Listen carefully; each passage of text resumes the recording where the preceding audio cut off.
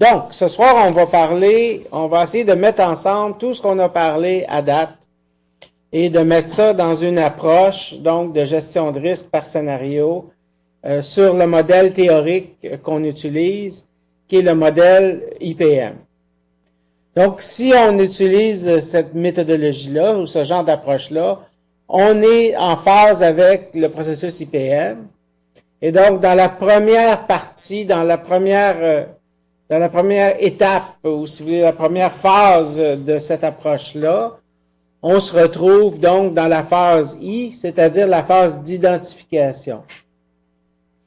Avant de commencer l'analyse de risque comme telle, il y a quand même un certain nombre d'activités qui doivent être complétées. C'est-à-dire qu'il y a un certain nombre de choses qu'on doit faire avant de pouvoir commencer à poser des questions pour faire l'analyse de risque. Mais peut-être que ces éléments-là ne font pas partie de notre projet. Donc, peut-être qu'ils ont déjà été réalisés. Parce que c'est quand même relativement significatif, ces étapes-là.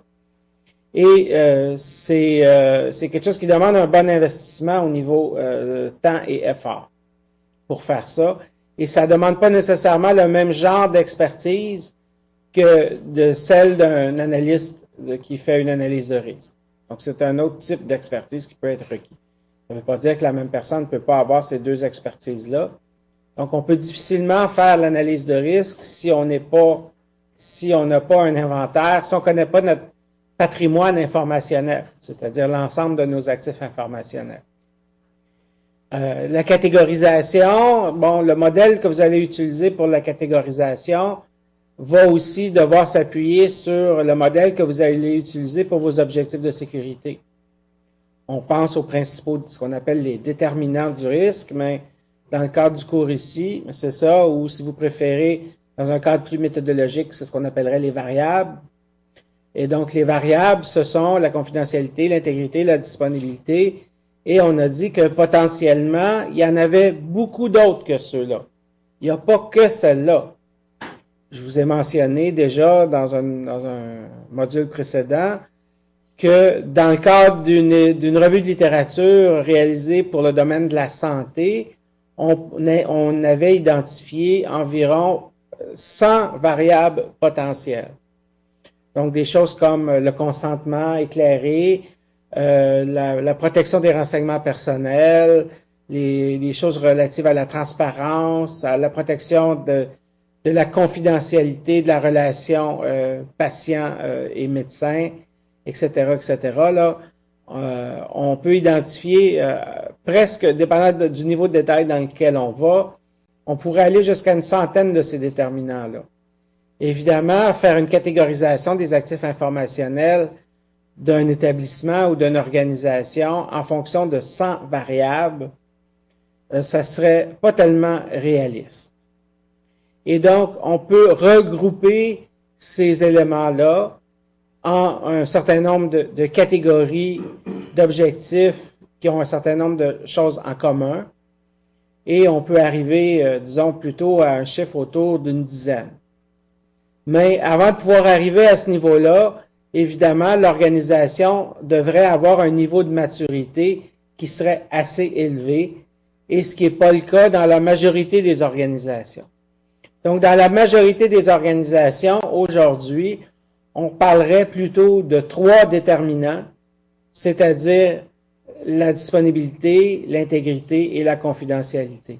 Dans une organisation un petit peu mature, on pourrait peut-être ajouter la non-répudiation, on pourrait peut-être ajouter l'origine des accès ou l'origine des données et le contrôle des accès. Mais pour moi, il y a peu de cas où on pourrait aller dans un niveau plus grand que ça. Donc, on fait notre inventaire des actifs informationnels, on fait notre catégorisation des actifs informationnels. La prochaine étape ensuite va être de mettre en place ou de s'assurer qu'on a en place un comité de gouvernance du risque. Donc, c'est un genre de comité de pilotage, finalement, qui va faire la supervision de l'ensemble de la gestion de risque, et en particulier, dans notre cas, la gestion de risque informationnel pour une organisation. Et on va ensuite, dans le cadre de l'effort d'analyse de risque en particulier, donc dans l'exercice qu'on va faire, on va créer un comité de projet. Le comité de gouvernance inclura pas le chef de projet, qui lui va se retrouver dans le comité de projet. Donc, on va avoir un genre de project manager qui normalement devrait être la personne qui est responsable de faire l'analyse de risque. Donc, si vous êtes gestionnaire de risque informationnel ou vous occupez cette tâche-là dans votre établissement, à ce moment-là, vous devriez être le chef de projet du projet de faire l'analyse de risque. Et vous, les paramètres donc du mandat qui vont vous être donnés pour le projet, les paramètres de l'étendue, l'envergure, le scope, si vous préférez, de ce que sera votre projet d'analyse de risque comme chef de projet, va vous venir du comité de gouvernance. Donc, évidemment, ça se peut qu'il y a des gens du comité de gouvernance qui participent dans votre projet. On peut penser dans le comité de gouvernance qu'on aurait le gestionnaire principal des technologies de l'information et que ce gestionnaire principal-là pourrait être inclus dans votre analyse de risque. Peut-être pas. Peut-être qu'il va plutôt, dépendant de la taille, de l'envergure de l'organisation, peut-être qu'il va déléguer un directeur. Si le premier gestionnaire, c'est un vice-président, par exemple, on pourrait penser à une banque, une institution financière importante, une grande société d'État pourrait évidemment avoir un président senior qui est comme le Chief Information Officer, le principal responsable des technologies de l'information, qui serait dans le comité de gouvernance, mais qui ne serait pas dans le comité de projet, qui délèguerait, par exemple, un directeur des technologies de l'information dans le comité de projet. Donc, on crée ce comité de projet-là, donc il va superviser l'activité de faire l'analyse de risque, qui devrait donc être un projet qui est délimité dans le temps. C'est un projet, si on suit une approche comme celle dont on va discuter ce soir, c'est un projet qui demande un effort d'environ 20 jours pour être fait correctement. Donc, évidemment, ça dépend de l'envergure. Quand on parle d'un projet de base, comme nous, on a discuté ici à date, un projet de démarrage, une première itération d'une analyse de risque par scénario, où on va partir avec une trentaine de scénarios, descendre graduellement à une dizaine, et donc faire l'analyse de risque pour élaborer un plan directeur ou une ébauche de plan directeur, donc dans une première étape. Ça représente à peu près là, 20 jours personne pour le chef de projet, pour la personne qui va réaliser l'étude. Donc, il y a toutes sortes de facteurs qui vont influencer la disponibilité des gens, quelle importance que ça a parmi l'ensemble de vos tâches que vous pouvez avoir. Mais si c'est votre principale tâche, si vous êtes, par exemple, comme moi, à l'occasion, engagé par un client pour faire une analyse de risque, parce que, comme je l'ai dit, ça, c'est une méthodologie donc, que j'ai développée et que j'ai testée sur le terrain dans le cadre d'un projet de recherche, mais pour la valider, j'ai fait des analyses de risque. Donc, je suis allé, entre autres, dans des établissements, parce que moi, évidemment, mon travail est orienté vers le secteur de la santé. Je suis allé dans des établissements de santé où j'ai été mandaté pour faire une analyse de risque avec cette méthodologie-là et pour la valider. Puis, ça m'a amené à faire quelques petits correctifs, quelques petits ajustements. Mais typiquement, donc, dans un scénario comme celui-là, par exemple, un C3S, ça représente 20 jours de travail. Donc, 20 jours de travail, c'est à peu près un mois pour faire l'exercice. De façon, je vous dirais peut-être pas plus réaliste, mais plus fréquente, ce genre d'exercice-là, à cause de la disponibilité des participants et aussi à cause du temps requis pour faire l'approbation des documents, de l'ébauche du plan directeur, qui est donc le livrable final de ce cas-ci, on parle plutôt de 2 mois, en fait, de travail total. Elapsed time, on dirait. Donc, ça a été conçu pour être léger, pour pas être excessif. Puisque moi, je demeure convaincu que le principal bénéfice de la gestion de risque et de l'analyse de risque est au niveau de la maturité organisationnelle et non pas au niveau des mesures de mitigation de risque comme telles. Oui, ça amène une amélioration de la situation, mais moi, je reste toujours convaincu que c'est l'investissement dans les gens qui participent, les gens qui sont sensibilisés, les gens qui ont une compréhension améliorée du risque dans leur organisation. Le gain le plus important, pour moi, il est toujours là. Et comme l'augmentation du niveau de maturité augmente la résilience, nécessairement, en faisant ça, ça réduit le risque, puisque le risque est inversement proportionnel à la résilience. Donc, on crée le comité de projet et ensuite, on va faire un plan de projet. Donc, un plan de projet standard, style Gantt chart, là, un diagramme de Gantt et autres, les principales activités qu'on va voir ici, dont on va discuter ce soir, mais c'est assez facile de se créer un plan de projet avec ces différentes activités-là. Et ça va permettre déjà, dès le départ, d'informer les participants sur quel sera leur niveau d'implication et surtout à quel moment est-ce qu'on va avoir besoin de les rencontrer. Puisque c'est souvent ça qui est le chemin critique de notre analyse de risque comme projet, c'est la disponibilité des participants pour les rencontres de groupe et les rencontres individuelles. Donc, tout ça, on a fait ça avant de commencer.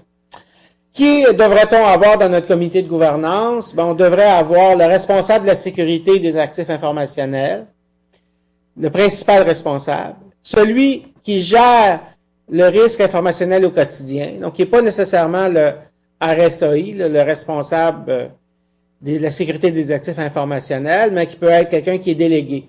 Donc, on peut penser encore à l'exemple de la santé, où le principal responsable de la sécurité des actifs informationnels peut être un directeur ou même le directeur général de l'établissement. Mais au quotidien, la personne à qui le directeur a délégué ses pouvoirs, ça peut être par exemple le coordonnateur des technologies de l'information ou un directeur de l'informatique. Donc, ces deux personnes-là, c'est assez important de les avoir dans notre comité de gouvernance. Le principal responsable des TI devrait être là. Donc, ça se peut que l'individu qui gère le risque, ça soit aussi le principal responsable des TI. Ben, à ce moment-là, on parle d'une personne. Ça prend quelqu'un qui représente le département des finances ou les services financiers. Quelqu'un qui représente les services juridiques. Ça, c'est extrêmement important d'avoir quelqu'un qui a une formation en droit parce qu'il y a beaucoup d'aspects légaux qui peuvent entrer en ligne de compte.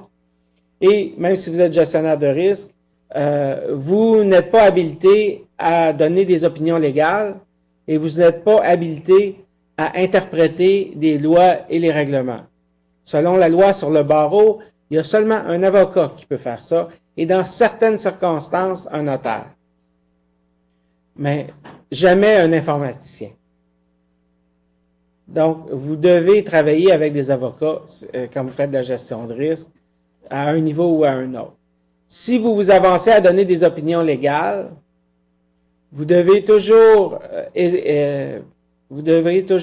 faire part de certaines réserves et vous devriez qualifier vos énoncés en disant, comme moi je le fais souvent, je sais que c'est fatigant, je ne suis pas avocat, je ne suis pas membre du barreau, mais voici la façon dont ça m'a été expliqué. Puis là, je dis ce que j'ai à dire. Voici comment que moi j'ai compris ça. Puis là, j'explique mon affaire. Mais c'est bien important de qualifier vos propos puisque vous pourriez être poursuivi.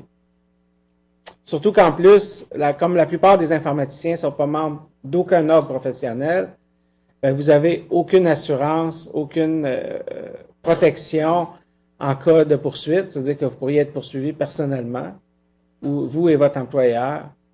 Donc, c'est très, très, très délicat quand on rentre sur ce terrain-là. Et en gestion de risque, on est souvent placé dans une situation où on a à essayer de comprendre ou d'interpréter un certain nombre de textes légaux ou d'opinions ou autres. Donc, il faut faire bien attention. Et c'est pour ça que je recommande fortement, donc, dans votre comité de gouvernance, de vous assurer que vous avez quelqu'un qui représente les services juridiques. À ce moment-là, vous laissez cette personne-là prendre ces risques-là. De la même façon, un peu, ça nous prend quelqu'un des ressources humaines parce que ça se peut qu'on ait des aspects humains à nos scénarios. Ça se peut aussi qu'on ait à évaluer un certain nombre de sanctions possibles envers des gens qui ne respectent pas, par exemple, une politique de sécurité ou des gens qui sont impliqués dans des incidents de sécurité. Il y a aussi toute la notion de santé-sécurité au travail quand on parle des incidents. Et donc, ce sont eux qui disposent des connaissances et de l'expertise par rapport à ces choses-là. Dans des grandes entreprises, il peut y avoir aussi des problématiques amenés par des conventions collectives ou des syndicats. Pas que le syndicat, c'est problématique, mais ça l'amène à un niveau de complexité, disons, dans certaines situations dont c'est important de tenir compte. Et ça aussi, ce genre d'expertise-là va nous venir des gens des ressources humaines. Et finalement, ben, il pourrait y avoir toutes sortes d'autres personnes qu'on voudrait inclure dans nos comités de gouvernance. Qui sont ces autres personnes-là? Ben, ça va dépendre de la culture de l'organisation. Mais c'est évident que si on est par exemple dans le domaine de la vente ou du secteur manufacturier, on a des lignes d'affaires, on a des produits, des services qu'on offre. Ben, les responsables de nos principales lignes d'affaires, c'est des gens qui devraient faire partie de notre comité de gouvernance. On devrait avoir quelqu'un dont l'intérêt est relié à l'activité créatrice de valeur dans l'entreprise dans laquelle on est. Donc, on a créé tout ça, on a créé notre comité de gouvernance, on a fait notre inventaire des actifs informationnels, on a ça en main, on est le chef de projet, on a un plan de projet, on a fait approuver notre plan de projet, tout le monde est d'accord, on part. La première chose qu'on va faire, donc, c'est notre première rencontre avec notre comité, avec nos participants à l'étude. Donc, la première rencontre, on a suggéré déjà, on a discuté déjà de la possibilité de utiliser des différentes techniques de collecte de données.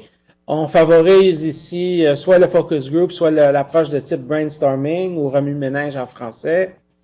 Donc, ça, ce qui va faire que vous choisissez une approche plutôt qu'une autre, c'est une question d'expérience, de pratique, d'habitude. Des fois, certaines personnes vont se sentir plus à l'aise avec une approche, des fois plus avec une autre.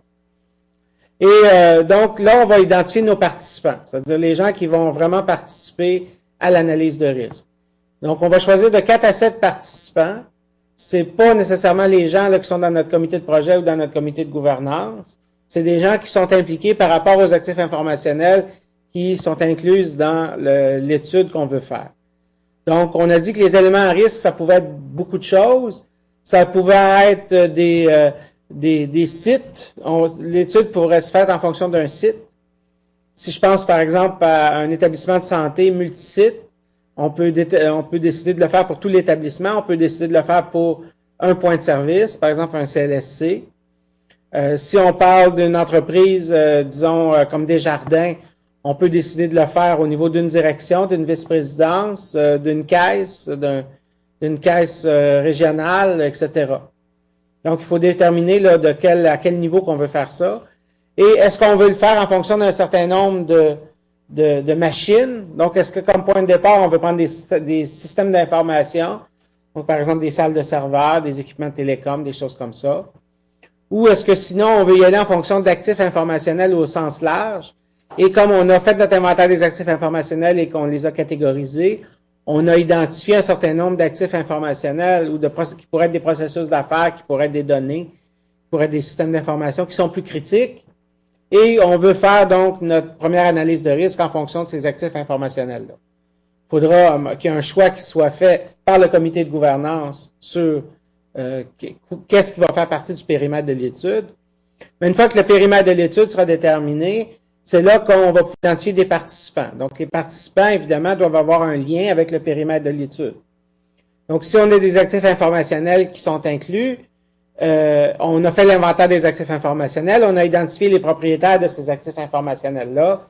Donc, ces propriétaires d'actifs informationnels-là, c'est les gens qui vont faire partie de notre focus group. Ce sont nos 4 à 7 participants. Des fois, il peut y avoir plusieurs parties prenantes à un actif informationnel. Si on se dit, par exemple, un système financier dans une entreprise, dans une organisation, ben, les parties prenantes, ça pourrait être, par exemple, un gestionnaire des finances qui est responsable de ces systèmes-là. Ça pourrait être quelqu'un au niveau de l'informatique qui est, par exemple, l'administrateur de ces serveurs-là, l'administrateur de base de données.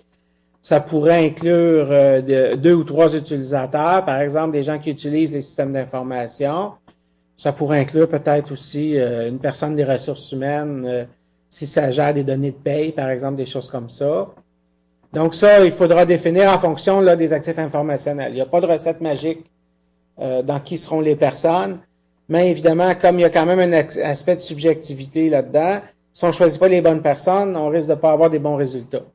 Donc, c'est important de choisir des gens qui sont en mesure, qui comprennent bien, donc, que sont les actifs informationnels qui font partie du périmètre et comment on les utilise.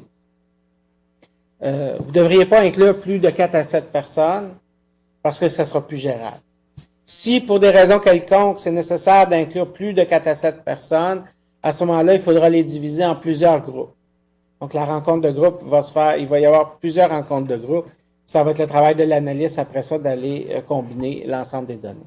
La première chose à faire, une fois que tu as identifié tes 7 personnes, tu séduis un meeting, tu fais venir tous ces gens-là dans une salle de conférence, tu t'assures que leurs cellulaires sont éteints, d'avoir du café, de créer une atmosphère agréable pour tout le monde, que ce soit propre, etc.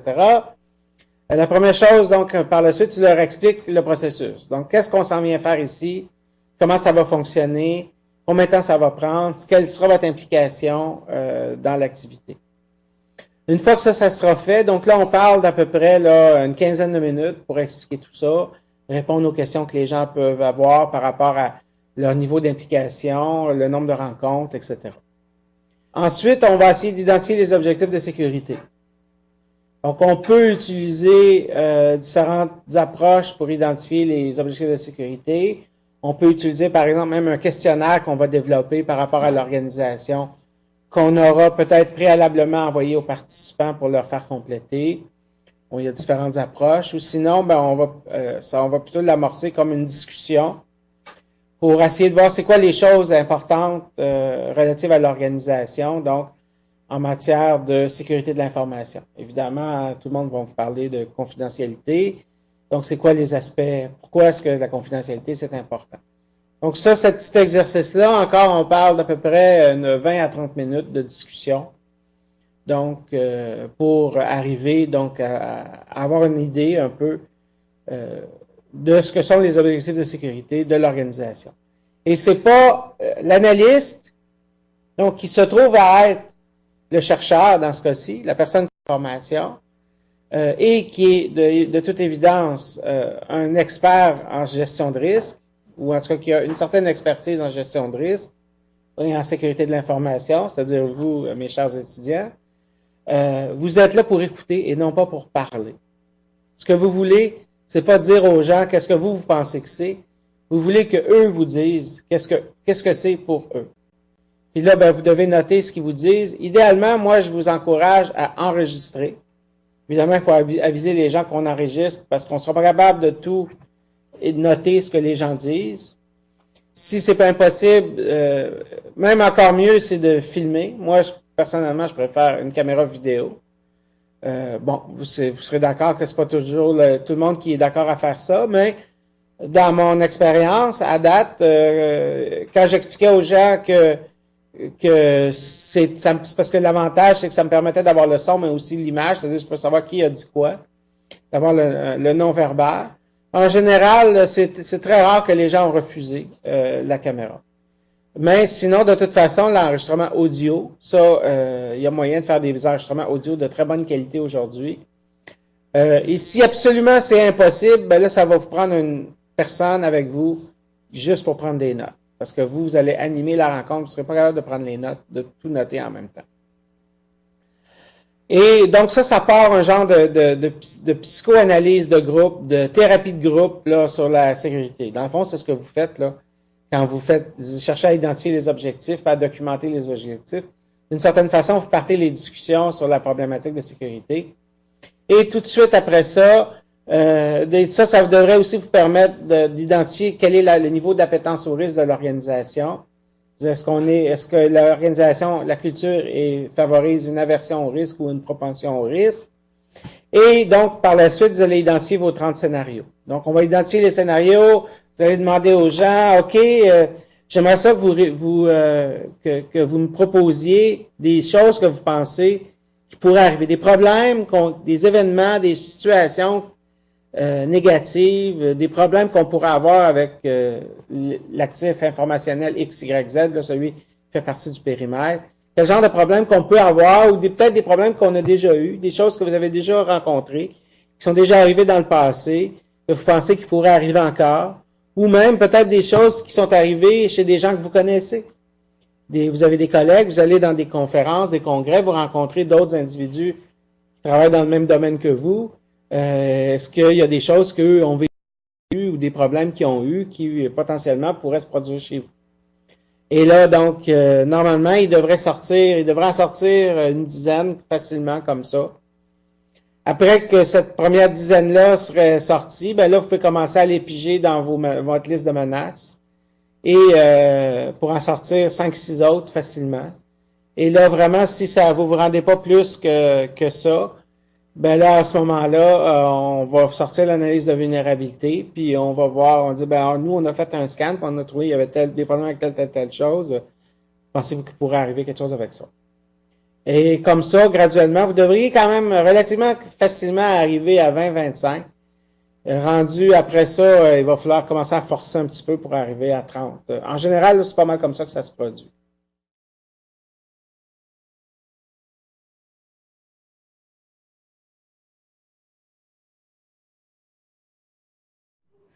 Donc, ce qui nous amène à un dernier point avant qu'on fasse l'exercice. Ce que je voulais vous parler ce soir comme dernier élément, c'est le modèle de 3P. Le modèle 3P, c'est un modèle de référence pour la sécurité de l'information. Et c'est le modèle sur lequel on peut s'appuyer pour la prochaine étape, c'est-à-dire une fois qu'on va faire l'identification, la priorisation et d'identifier les actions qu'on va vouloir faire dans la mobilisation. Le comment on va le mettre en œuvre, c'est en s'appuyant sur le modèle des 3P, c'est-à-dire 3 aspects, donc la prévention, la protection et la punition. Pour adresser la sécurité de l'information dans un organisme, dans une organisation, il faut s'appuyer sur ces 3 axes-là. Donc, d'abord, la prévention, c'est-à-dire que on va mettre en place un certain nombre de mesures de prévention dans l'organisation. Ces mesures de prévention-là vont inclure des choses comme une politique de sécurité, vont inclure des choses comme la réalisation d'une analyse de risque au minimum annuel et des audits de sécurité, des vérifications, un processus de vérif qui devra être au minimum fait de façon annuelle, et un programme de sensibilisation et de formation. Donc tout ça, c'est des aspects reliés à la prévention. On va créer des règles, on va informer les gens des règles qu'on a en place, on va s'assurer que les gens sont sensibilisés à la problématique, par exemple en faisant des formations, en diffusant un newsletter ou des courriels ou différentes approches qu'on peut faire. Même, on a déjà parlé ici de genre de cours en ligne que les gens peuvent faire avec des animations, des choses comme ça. Donc tout ça, ça fait partie des aspects prévention. Une fois que la prévention donc sera mise en place, on va aussi vouloir mettre en place des mesures de protection. Des mesures de protection de toutes sortes qui seront en fait nos mesures de mitigation de risque. On peut penser à des antivirus, des backups, des choses comme ça. Mais aussi la mise en place de différents programmes comme la continuité des affaires, les mesures d'urgence ou la gestion des incidents. Donc, que moi j'utilise par les acronymes anglais, donc le DRP, le BCP, puis le IM, Incident Management. Donc, Disaster Recovery Plan, Business Continuity Plan et le Incident Management. Donc, tout ça, c'est des mesures de protection. Si la prévention et la protection ne font pas son travail, eh bien, on arrive au 3e élément, qui est la punition. Donc, la punition et ou la menace de punition, qui peut être aussi efficace que la punition elle-même. Pour ceux qui ont des enfants, vous êtes sûrement familier avec le concept. Hein? Donc, non, on voit pas bien le petit dessin, là, mais ce qu'on devrait voir, c'est un petit gars qui est assis dans le coin, qui est en pénitence. Hein? Donc, ça peut être des sanctions de toutes sortes, administratives et autres, perte de droit d'accès à des systèmes, des choses comme ça. Ça peut être des réprimandes, donc évidemment, dépendant de la culture de l'organisation, on pense à des réprimandes verbales, documentées, à des réprimandes écrites et finalement, ultimement, à un renvoi. Je veux dire, il y a une limite au pouvoir de sanction, évidemment. Il ne faut pas en abuser. Hein. Et il ne faut pas non plus y aller de façon légère, avec légèreté, puisque quand même, il y a la vie des gens qui est en jeu ici. Là. Perdre son emploi, c'est pas nécessairement une bonne chose, c'est pas facile pour personne. Et l'employé a peut-être une famille, des enfants, donc il ne faut pas abuser non plus. Ce n'est pas une question de pouvoir juste pour le pouvoir. Donc, quand on crée une politique de sécurité, la politique de sécurité devrait inclure ce genre de choses-là et les gens devraient être informés de jusqu'où ça peut aller s'ils ne respectent pas. Donc, on fait de la prévention, on forme les gens, on crée une politique, on les informe de qu'est-ce qui pourrait arriver. On met en place des mécanismes pour s'assurer de minimiser les dommages si jamais quelque chose arrive. Et si vraiment les gens, on les a formés, et on a mis en place des mécanismes, on a fait tout ce qu'on pouvait, mais malgré ça, ils n'ont pas respecté ce qu'on a dit, puis ils ont trouvé des façons de contourner sciemment, volontairement les mécanismes qu'on a mis en place. Mais là, à ce moment-là, malheureusement, on devra aller avec le troisième volet des 3 P, c'est-à-dire la punition.